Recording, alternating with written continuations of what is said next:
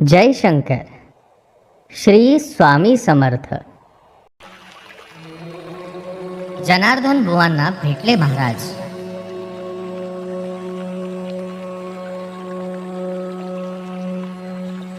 शंकर महाराज स्वामींचा आशीर्वाद घेऊन सोलापूरकडे निघाले. वाटेत ते आपल्या इथपर्यंतच्या प्रवासाबद्दल विचार करू लागले.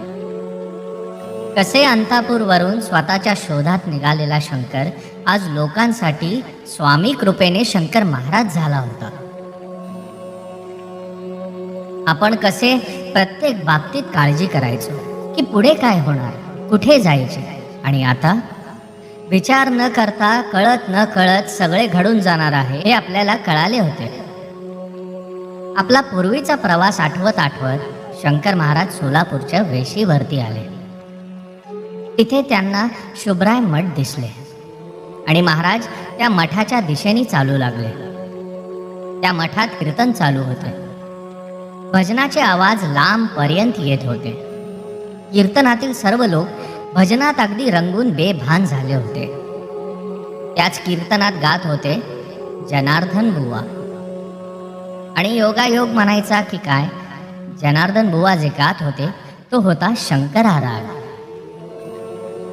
इथे जनार्दन बुवा शंकरा राग गात होते आणि तिकडे मठाच्या प्रवेशद्वारात शंकर महाराज उभे होते. बुवांचा शंकरा राग इतका रंगला की सर्वजण मग्न होऊन ऐकू लागले. शंकर महाराज ही मठाच्या प्रवेशद्वारात धुंद होऊन ते भजन ऐकू लागले. भावात येऊन महाराजांनी जोरात पुकारले, अलख अलख निरंजन. पण महाराजांचा आवाज कुणालाही ऐकू आला नाही.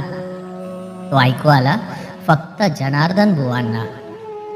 बुवांनी राग गात गात मठाच्या प्रवेशद्वाराकडे पाहिले तर त्यांना समोर शंकर महाराज दिसले, पण तेही दत्त गुरूंच्या अवतारात.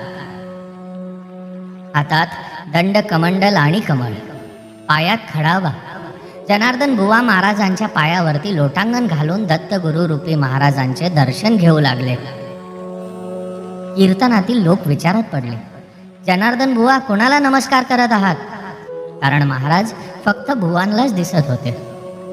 बुवांनी वरती पाहिले तर तिथे दत्तगुरु नसून गुडघ्यापर्यंत हात असलेला, वेडे वाकडे हातपाय आणि देह असणारा, दाढी वाढवलेला आणि अंगात मळलेले कपडे घातलेला एक माणूस दिसला. जनार्दन बुवा उठून उभे राहिले तरी त्यांचे हात मात्र जोडलेलेच होते. त्यांना काहीच समजत नव्हते की आत्ता काय झाले. आत्ता इथे दत्त महाराज उभे होते आणि एका क्षणात हा कोणीतरी भलताच माणूस समोर कसा काय आला. बुवांना काही समजणार. इतक्यात महाराज मठाच्या आत गाभाऱ्यात जाऊ लागले. बुवांच्या लक्षात आले की ही व्यक्ती गाभाऱ्यात चालली आहे. बुवा त्यांना म्हणाले, अहो असे गाभाऱ्यात नाही जाता येणार, सोहळ्यात जावं लागतं व गाभाऱ्यात, थांबा, नका जाऊ तिकडे.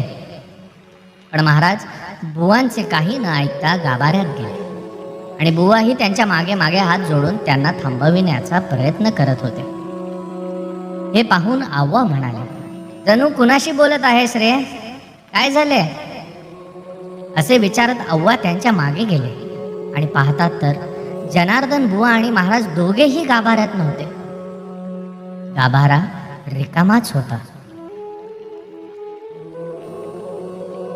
जनार्दन बुवांना घेऊन महाराज गाभाऱ्यात तर गेले, पण तिथून कुठे गेले पाहूयात पुढील भागात. तोपर्यंत श्री स्वामी समर्थ. जय शंकर.